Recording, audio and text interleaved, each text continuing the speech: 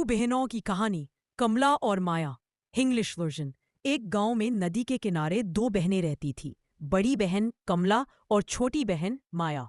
कमला का पति कुछ समय से बीमार रहता था, इसलिए वो रोज माया के घर काम करने जाती थी। माया की शादी एक अमीर व्यापारी से हुई थी, लेकिन वो बहुत कंजूस और लालची थी।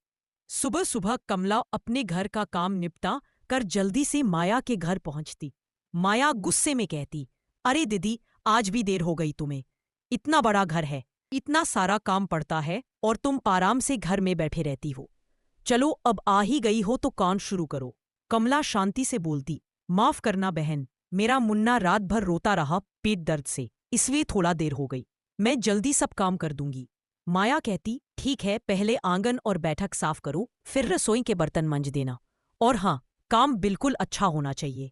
कमला तुरंत काम में लग जाती, हर कोना साफ करती, बर्तन मंजती और फिर खाना बनाती। माया आराम से छेल। सुनना दीदी, माया बोली, ये चावल अच्छे से छांट लो। अच्छे वाले अलग कर दो, टूटे फूटे चावल मुझे नहीं चाहिए। मेरे घर में सिर्फ बढ़िया चावल पकते हैं। कमला चुपचाप सब करती रही। उसके मन में था कि शायद उन चावलों में से कुछ उसके घर के लिए भी मिल जाए। काम खत्म होने पर माया बोली, रुको दीदी, ये लो, ये टूटे फूटे चावल। मेरे घर में कोई नहीं खाता, तुम ले जाओ, तुम्हारे घर में सब खुश हो जाएंगे।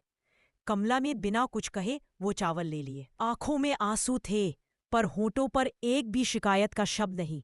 उसने घर जाके वही चावल पकाए और अपने पति और बेटे को खिलाए। अगली सुबह फिर वही सिलसिला। माया बोली, अरे दीदी, आज मुझे मछली खाने का मन है। जल्दी से साफ सफाई करके मछली बना देना। मसाला अच्छा पीसना और खाना स्वादिष्ट होना चाहिए। कमला ने पूरी मेहनत से मछली बनाई। पूरा घर खुशबू से भर गया। माया और उसका पति मजे से खाना खाते रहे और कमला दिल में सोचती रही कि शायद आज उसके बेटे के लिए थोड़ा मछली दे दे। लेकिन जब वो जाने लगी, माया बोली, रुको दीदी, ये लो, कल रात का बचा हुआ चावल और सब्जी, तुम ले जाओ, गरम करके खा लेना। कमला ने बिना कुछ कहे वो बचा हुआ खाना ले लिया। दिन पर दिन ये चलता रहा। माया रोज उससे काम करवाती और बदले में बचा हुआ या खराब खाना देती। एक दिन माया ने कहा, कल मेरे पति के व्यापार में बहुत बड़ा फायदा हुआ है। घर में पूजा और भोज रखा गया है। बहुत सारे मेहमान आएंगे। तुझे सुबह जल्दी आना होगा। कमला बोली, ठीक है बहन, मैं सुबह जल्दी आ जाऊंगी। तुझे सुबह जल्दी आना होगा। कमला बोली, ठीक है बहन, मैं सुबह जल्दी आ जाऊंगी। सुबह कमला अपने घर का काम निपटाकर निकल पड़ी। उसका बेटा बोला, माँ, आज तो पूजा है, क्या मौसी जी ने मुझे भी बुलाया है? कमला मुस्कुराई और बोली, नहीं बेटा, तेरी तबीयत के पापा को संभालने के लिए तुझे घर पर ही रहना होगा। कमला पूजा के लिए गई। घर में मेहमान, हलवाई और तरह तरह के पकवान बने। खुशबू से पूरा घर महका हुआ था। पूजा खत्म होने के बाद सबको खाना खिलाया गया। खाने के बाद जब सब चले गए तो माया बोली, दीदी, अब ये सब बचे हुए पकवान रसोई में रख दो और बर्तन में चिपकी हुई शक्कर और छुरे को अलग कर देना। कमला चुपचाप सब साफ करती रही। तभी माया एक पोतली ले आई और बोली, ये लो दीदी, ये सब बचे हुए मिठाई के टुकड़े और चीनी के छुरे हैं। तुम्हारे घर में तो ये सब चल ही जाएगा। कमला ने बिना कुछ कहे वो पोतली ली और निकल पड़ी। जब वो जंगल के रास्ते से जा रही थी तो उसकी नजर एक पुराने मंदिर पर पड़ी, नाग देवता का मंदिर। उसने आंसुओं भरी आंखों से प्रार्थना की, हे नाग देवता, अब मुझसे ये दुख और गरीबी नहीं सही जाती। आप चाहे तो मुझे यहीं दस लो।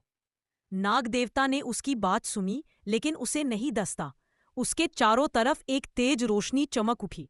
जब कमला घर पहुंची, उसका बेटा बोला, माँ, क्या तुम मेरे लिए मिठाई लाई हो? कमला ने पोतली खोली और चमत्कार, उसमें रंग बिरंगी मिठाई, लड्डू, पेड़ा, कचौरी, सब कुछ था। घर के अंदर गई तो देखा घर सोना चांदी से भरा था। पति ठीक हो गया था।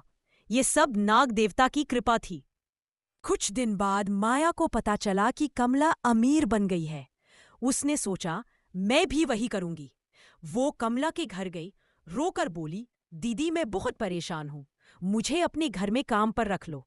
कमला ने मान लिया। माया रोज काम करने लगी, लेकिन जाते वक्त वो कहती, मैं वही बचा हुआ खाना लूंगी जो मैं तुझे दिया करती थी। कमला हैरान थी लेकिन कुछ नहीं बोली। कुछ दिन बाद माया भी नाग देवता के मंदिर गई और झूठ बोलने लगी। हे नाग देवता, मेरी दीदी मुझे हमेशा बचा हुआ खाना देती है, मैं बहुत दुखी हूं। तभी मंदिर से आवाज आई, अरे मूर्ख औरत, तू लालच में अंधी हो गई है।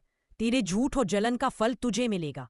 नाग देवता बोले, तेरा महल झोपड़ी बन जाएगा, तेरा सोना चांदी पत्थर में बदल जाएगा। माया भगती हुई घर गई और देखा उसका घर सच में झोपड़ी बन गया था। सारे गहने पत्थर बन गए थे, पति नाराज था और सब कुछ खत्म हो गया था। मॉरल ऑफ द स्टोरी, लालच और जलन हमेशा इंसान को बर्बाद करती है। सच्चाई, मेहनत और ईमानदारी से ही भगवान की कृपा मिलती है।